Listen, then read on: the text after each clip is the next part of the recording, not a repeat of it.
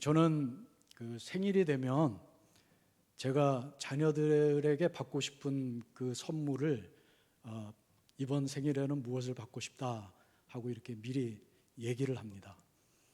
이렇게 얘기하는 이유는 제가 원하는 선물을 받기 위함이고, 또 선물을 준비하는 자녀들에게 좀 부담을 주지 않기 위해서 저는 이제 그렇게 가고, 제 아내는 특별히 어떤 선물을 지정해서 받고 싶다는 의사를 표현하지 않다 보니까 어떤 경우에는 본인이 생각하지 않았던 더 큰 선물을 받을 때도 있고, 어떤 경우에는 본인이 또 약간 원하지 않는 그런 것을 받을 때도 있는 걸 봅니다. 근데 이 선물이라는 것은 사실은 받는 사람이 결정하는 것이 아니라 주는 사람이 그 받을 사람에 대해서 어떤 고마운 일이 있다든지, 아니면 그 사람을 사랑하는 마음이 있다든지, 이럴 때 주는 것이 선물의 통상적인 방법이라고 우리가 알 수가 있죠. 근데 이제 가끔 가다 보면 정말 예상치도 않은 사람으로부터 선물을 받을 때가 있습니다. 이럴 때는 이제 한번 곰곰이 생각을 해보죠. 제 나름대로 이 선물을 준 사람이 왜 선물을 나한테 줬을까? 그래서 깊이 생각을 해보면 뭔가 하나의 자그마한 실마리가 생각이 날 때가 있어요. 과거에 내가 이분에게 조그마한 친절을 베풀어 드렸는데 아마 거기에 감사해서 이 선물을 주셨구나, 이렇게 생각할 수가 있죠. 그런데 오늘 우리 성경 본문 말씀에 나오는 이 하나님의 선물, 특별히 우리가 이 받은 구원의 선물은, 저는 아무리 생각을 해봐도 내가 하나님으로부터 어떤 일을 함으로 해서 내가 받을 만한 자격이 정말 없다고 이렇게 매일마다 생각을 하게 됩니다. 그래서 오늘 이 말씀을 생각하면서 10절 말씀을 먼저 한번 읽어보겠습니다.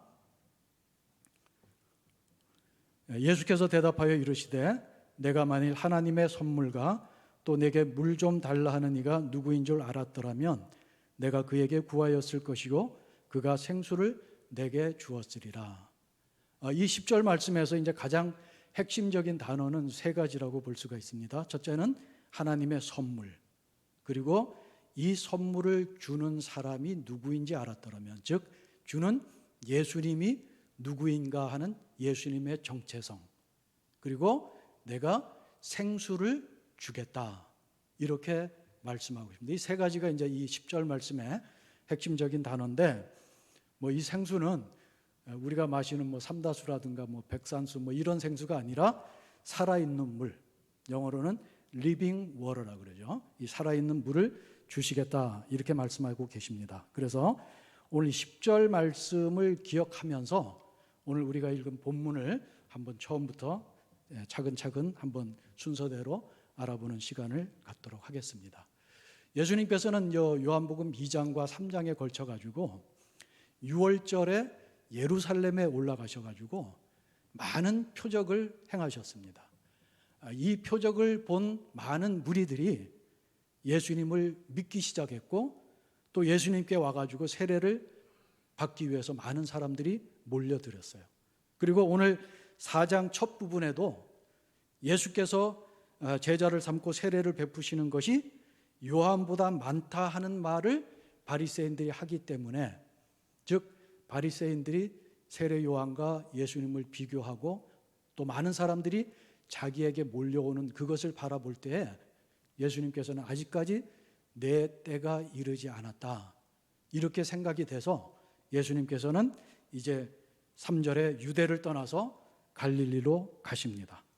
갈릴리로 가시다가 이제 사마리아를 통과해서 가게 되고, 그 다음에 사마리아의 지역에 있는 수가라고 하는 동네에 우물가에 앉았습니다. 이 수가라는 동네는 신명기 11장 29절에 보면은 축복을 선포하라고 하는 그리심산과 그 다음에 저주를 선포하라고 하는 에발산 그 사이에 있는 도시가 세겜이라는 도시인데, 구약 성경에 나오는 이 세겜이 이 신약 성경에 나오는 수가와 동일한 지역이라고 생각을 하시면 되겠습니다. 이 세겜은 여러 가지 그 역사 구약에 보면은 많은 예가 나오는데, 대표적인 예가 아브라함이 하나님의 부르심을 받고 가나안 땅으로 처음 들어갔을 때 하나님께서 이 세겜 땅에서 다시 한번 나타나셔서 하나님의 약속을 다시 한번 다짐을 해주고, 그래서 아브라함이 그곳에서 처음으로 제단을 쌓았던 곳이 세겜이기도 합니다. 그래서 이제 이 세겜과 그다음에 오늘 우리가 하는 수가라고 하는 동네에서 사실은 야곱의 우물까지는 남쪽으로 한 30분 정도 거리에 떨어져 있는 그런 길인 것인데, 여기 이제 이곳까지 거리가 그럼 과연 어떻게 되느냐 하는 게 제가 좀 궁금해가지고 여러 가지 관련 서적을 찾아봤는데 책마다 조금 거리가 좀 다르게 나오더라고요. 그래서 제가 이제 요즘 많이 사용하는 구글 맵을 가지고서 한번 거리를 재봤어요. 예루살렘에서 그 다음에 야곱의 우물까지 구글 맵에 보면 딱 이렇게 나와요. 거기까지 보니까 약 73km가 나옵니다. 그래서 이게 도보로 걸어갈 때는 약 15시간이 소요가 된다고 이렇게 나오고 있고, 그 다음에 3장의 내용으로 봐서는 예수님께서는 세례를 받으셨던 에논 지역, 그 베다니 지역에서부터 출발하셨을 가능성도 있겠다 해서 이제 거기서부터 야곱의 우물까지를 재봤더니 거리가 89km, 이렇게 조금 돌아가는 길이 있어서 그래서 시간은 18시간이 소요된다. 중간에 예수님께서 뭐 숙박을 하셨는지 여부에 대해서는 성경에 기록되어 있지 않으니까 알 수가 없지만, 어쨌든 예수님께서는 장거리 여행으로 인해서 상당히 몸이 피곤한 상태에서 야곱의 우물가에 가서 그냥 털썩 주저앉은 이런 모습으로 우리가 상상할 수가 있겠습니다. 그리고 6절에 보니까 그때가 6시쯤 되었더라, 이렇게 성경은 설명을 하고 있습니다. 그래서 이 6시에 대해서도 이제 신학자들이 두 가지 해석을 하고 있는데, 하나는 로마식 시간으로 계산을 해서 오전 6시 또는 오후 6시다. 그래서 이 시간이 오후 6시일 가능성이 많다고 하는 주장하는 측과, 그 다음에 유대식으로 계산해서 아침 6시부터 계산했을 때 6시니까 12시, 낮 12시다. 이렇게 두 가지로 해석하는 그 학자들이 있는데, 통상적으로 보면 낮 12시라고 해석하는 사람들은 그 다음에 무엇하고 연결을 시키냐면은 이 우물가에 나타난 사마리아 여인이 다른 사람들의 시선을 피해서 그곳에 왔다.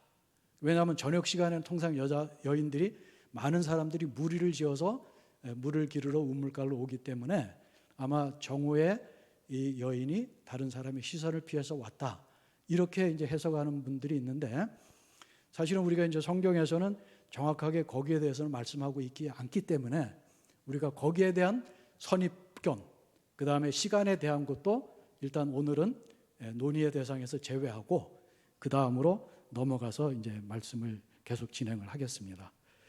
그래서 예수님께서는 이제 제자들이 먹을 것을 구하러 동네로 들어가셨기 때문에 이제 몸은 피곤한 상태니까, 그때 마침 사마리아 여인이 이제 우물가에 물을 기르러 오니까 그 여인에게 물을 좀 달라 하고 이렇게 요청을 했습니다.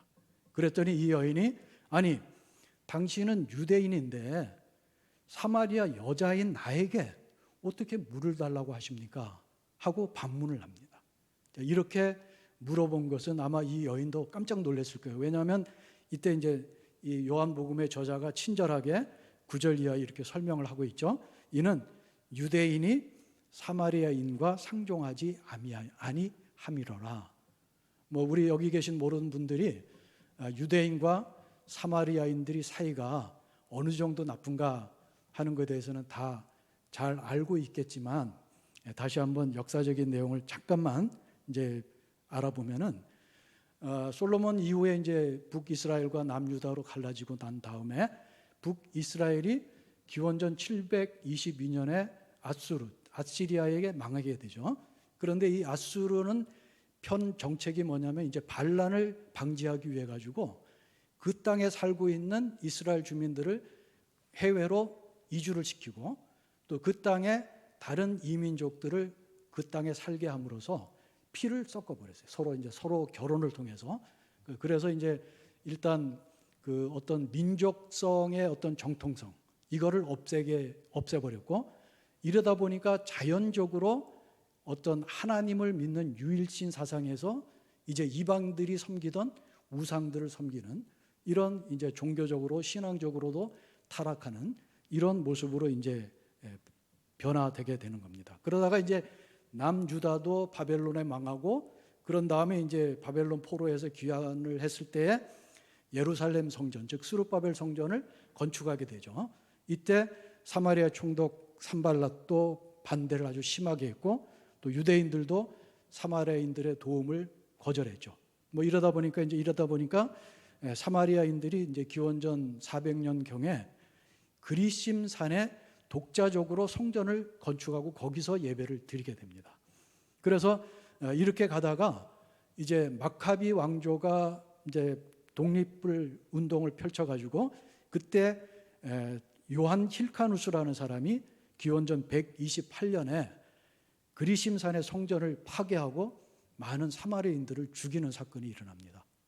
그리고 나서 그 이후에 기원 후 AD 6년에서 9년 그 사이에 6월절의 한 밤중에 사마리아인들이 죽은 사람들의 뼈를 가지고서 예루살렘 성전 뜰 전체에 뿌림으로써 성전을 모독하는 이런 일이 일어난 이후에 유대인과 사마리아인들의 그 적대 관계는 더 그냥 커지고 아주 클라이맥스로 이렇게 치달아졌 그런 사건이 있었습니다. 이런 상황 하에서 사실은 유대인들은 사마리아인들하고 상종도 하지 않는 그들을 정말 개보다도 못한 그런 취급을 하는 그런 상황에서 또 당시에는 남자와 여자 사이에 또 차별이 엄청난 심한 이런 상황인데 유대인 남자가 그것도 사마리아인 여자에게 물을 달라고 이렇게 요구를 하니까 이제 이 사마리아인이 깜짝 놀란 거죠. 사마리아 여인이.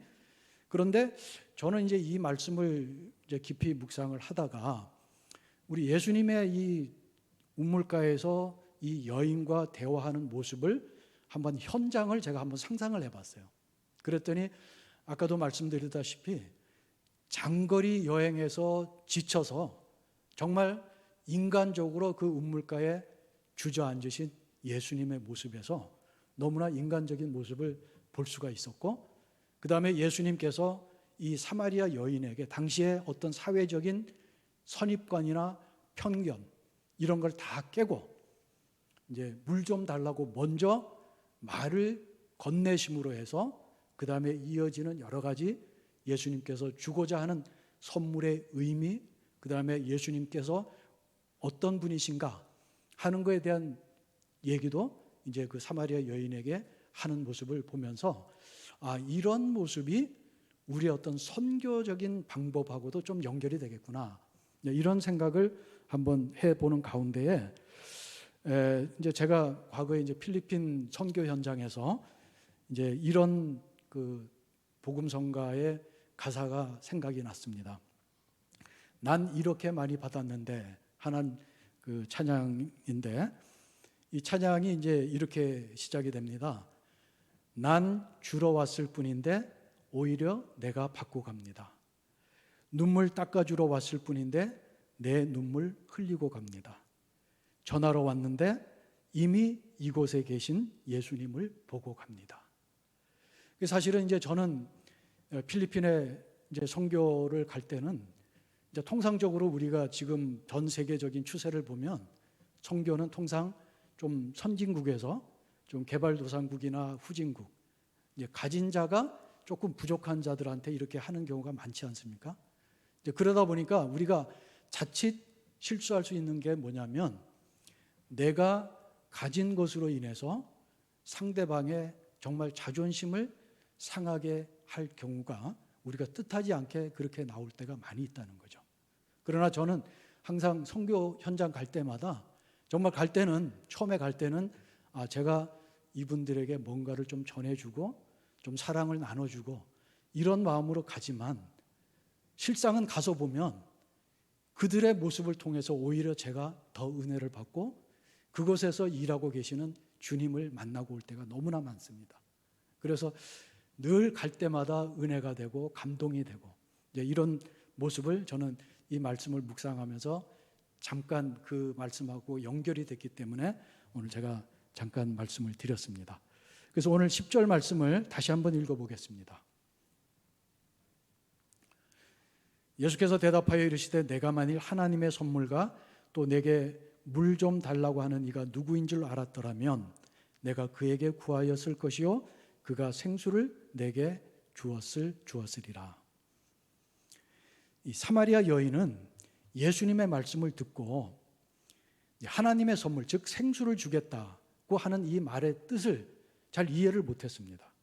그러니까 이제 예수님께 뭐라고 다시 반문을 하냐면, 아니 예수님, 당신이 이 야곱의 운물보다 더 좋고 더 신비한 것, 또 더 시원한 물이 흐르는 그런 오늘날의 수도와 같은 그런 물을 주실 수 있는 분인가 하는 아마 이런 의문점을 가졌을 거예요.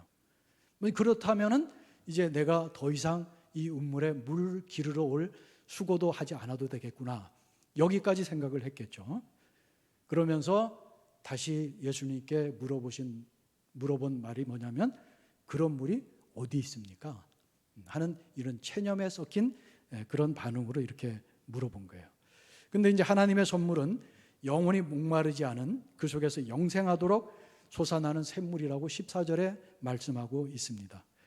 요한복음에서 이 하나님의 선물이라는 이 단어는 헬라어로는 이제 도레아라는 뜻인데, 이 단어는 복음서 전체에 이 요한복음 여기에만 기록이 되어 있습니다. 그리고 신약 성경에는 사도행전에서 3번에 걸쳐서 기록이 되어 있는데 2장 38절, 8장 20절, 11장 17절에 있는데, 이것이 다 무엇을 뜻하느냐 하면은 성령의 선물을 얘기할 때 이 단어를 사용하고 있습니다.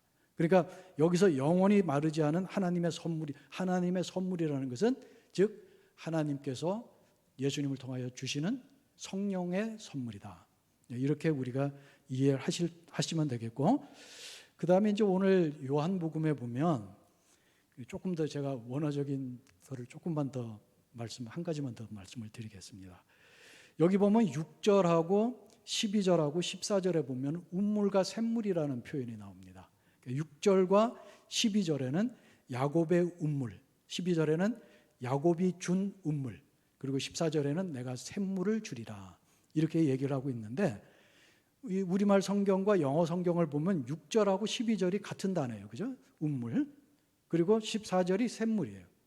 그런데 헬라어로 보면은 6절하고 14절이 같은 단어, 페게라는 단어를 사용을 하고 있고, 12절은 프레아르라는 말을 사용하고 있습니다. 그러니까 정확하게 번역을 한다면 6절과 14절은 샘물이라고 번역을 하는 게 맞고, 그 다음에 12절은 운물이라고 번역을 하는 것이 올바른 번역이라고 이렇게 생각을 합니다.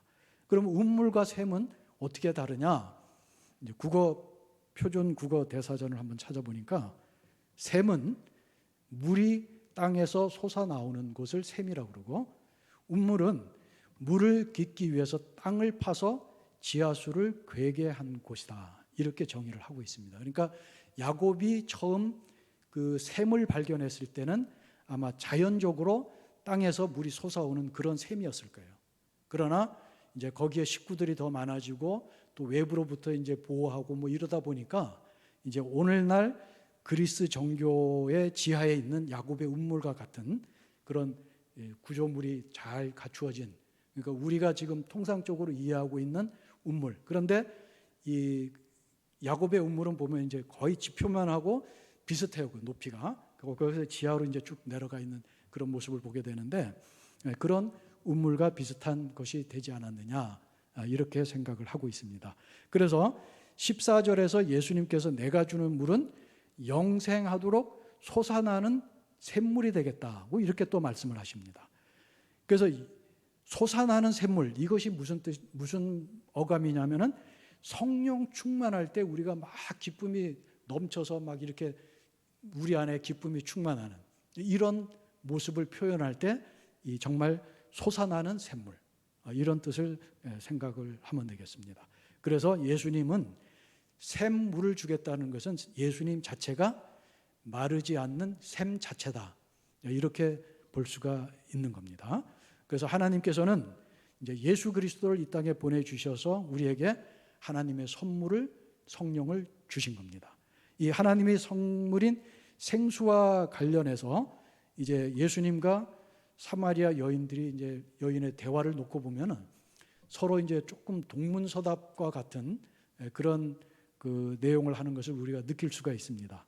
근데 왜냐하면 이제 사마리아 여인은 자기가 현실적으로 눈에 보이는 문제에만 모든 것을 바라보고 있기 때문에 그 예수님으로부터 말씀을 들어도 그 영적인 그 뜻을 이해를 못하는 거예요. 그러니까 정말 눈에 보이는 것만 집중을 하다 보니까 우리도 마찬가지 우리의 삶 속에서 정말 우리가 믿는다고 말하는 가장 소중한 것을 놓칠 가능성이 있다는 겁니다. 그리고 나서 이제 이 사마리아 여인과 예수님의 대화는 어떻게 연결이 되냐면 예수님께서 느닷없이 여인에게 내 남편을 데려오라 이렇게 얘기를 하니까 이 여인이 나는 남편이 없습니다 이렇게 답변을 하죠. 그랬더니 예수님께서 그래 네 말이 맞다. 현재 네가 살고 있는 남편도 남편이 아니고 네가 5 남편하고 과거에 있던 그 살았지만 지금 살고 있는 남편도 내 남편이 아니다 하고 예수님께서 그 여인의 과거까지를 다 꿰뚫어 보시는 그런 능력을 보시니까 바로 이 여인의 입에서는 앞에 계시는 예수님은 선지자이시다 하고 이렇게 고백을 하시죠. 그리고 나서 이제 이 여인의 대화가 이제 예배로 전환을 합니다. 그래서 사마리아 여인이 이제 예배의 장소에 대해서 이제 물어봅니다. 21절부터 23절까지 말씀을 다시 한번 보겠습니다. 21절에 예수께서 이르시되 여자여 내 말을 믿으라. 이 산에서도 말고 예루살렘에서도 말고 너희가 아버지께 예배할 때가 이르니라. 여기서는 예배의 장소가 중요한 것이 아니라 예배의 대상, 즉 우리가 누구를 예배해야 되느냐, 하나님을 예배해야 된다 하는 것을 말씀하시는 것이고 22절에 보니까 너희는 알지 못하는 것을 예배하고 우리는 아는 것을 예배하노니 이는 구원이 유대인에게서 남이라. 이거는 사마리아인하고 유대인하고의 뭐 차별적으로 이런 말씀을 하신 게 아니라 메시아이신 구세주가 유대인으로부터 난다 하는 것을 다시 한번 상기시켜 주신 말씀이 되겠고, 그리고 23절에 보니까 아버지께 참되게 예배하는 자들은 영과 진리로 예배할 때가 오나니 곧 이때라. 아버지께서는 자기에게 이렇게 예배하는 자들을 찾으시니라. 그러니까 23절에서 예수님께서는 자기를 믿는 자들에게 주시는 성령을 통해서 예배를 드려야 되고, 또 예수님의 인격과 가르침을 통하여 나타났던 것과 같이 하나님의 진리에 부합되게 예배를 드려야 된다 하는 것을 의미하고 있고, 하나님께서는 다시 한번 성령 안에서 그리고 예수님의 가르침을 따라 하나님을 예배하는 자를 찾는다, 이렇게 23절 말씀을 통해서 다시 말씀을 하고 있습니다. 이 하나님의 선물을 이 오늘 요한복음 4장에서는 생수로 표현하고 있는데, 요한복음 17장 3절에서는 예수님께서 기도하실 때 영생을 이렇게 표현한 바가 있습니다. 요한복음 17장 3절 말씀해 보니까 영생은 곧 유일하신 참 하나님과 또 그가 보내신 자 예수 그리스도를 아는 것이니다 라고 고백을 하고 있습니다. 그리고 구약 성경에 보면 하나님은 자신을 생수의 근원이라고 소개를 하고 있습니다. 대표적인 본문이 에레미야 2장 13절과 17장 13절 말씀인데, 오늘은 에레미야 2장 13절 말씀을 함께 읽어보도록 하겠습니다. 내 백성이 2가지 악을 행하였나니 곧 그들이 생수의 근원되는 나를 버린 것과 스스로 웅덩이를 판 것인데 그것은 그 물을 가두지 못할 터진 웅덩이니라. 여기서 생수의 근원이라고 되어 있는 것은 제가 이제 그 옆에 영어를 좀 표현을 해놨는데 Spring of Living Water, 이것이 오늘 우리 요한복음에서 예수님께서 말하는 샘물, 이것하고 똑같은 거예요. 그러니까 생수의 근원, 하나님께서 생수의 근원이 되셨는데 이제 하나님께서는 예수님을 통해서, 예수님께서 이제 생수의 근원이 되시고 그 예수님을 통해서 우리에게 성령을 주셨다. 그래서 하나님의 선물이 곧 성령이다. 우리는 이렇게 이해를 하면 되겠습니다. 이제 오늘 우리가 이 말씀을 통해서 또 여러분들 각자 개인의 집에서 말씀을 묵상하는 경우가 참 많이 있을 거예요. 그러니까 묵상하는 방법은 여러 가지 방법이 있을 수가 있는데, 묵상을 할 때 가장 첫 번째 단계가 뭐냐면 말씀을 정확하게 이해하는 것이 중요하다, 이렇게 여러 책에서 이렇게 말씀을 하고 있습니다. 그래서 이 말씀을 정확하게 이해하기 위해서는 우리가 말씀을 정말 천천히 읽어야 되고, 그리고 꼼꼼하게 읽어야 되고, 어떤 선입관을 버리고 낯설게 내가 대한다, 이런 마음으로 읽을 필요가 있다는 것을 제가 한번 말씀을 드립니다. 오늘 이 말씀도 우리가 아마 여러분들이나 저나 잘 아는 내용일 거예요.